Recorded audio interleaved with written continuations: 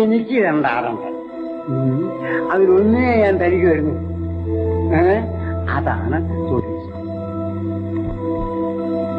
എന്റെ രണ്ടാടിനെയും ഗവൺമെന്റ് ഏറ്റെടുത്തുകൊണ്ട് എനിക്ക് 2 കുടം പാല് വീതം ദിവസം തരണം.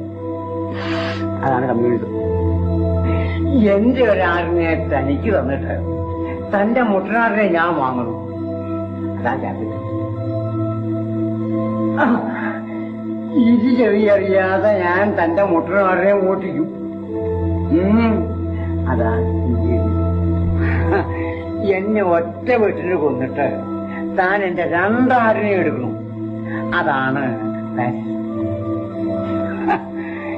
പാലിന്റെ വിലയുടെ നേരെ ഇരട്ടി തീറ്റക്കൂലി ആകുമ്പോ പട്ടിണി കിടന്ന് എല്ലും തോലുമായി എന്റെ ആടിനെ ഞാൻ ഇറച്ചി വരയ്ക്ക് വെക്കും.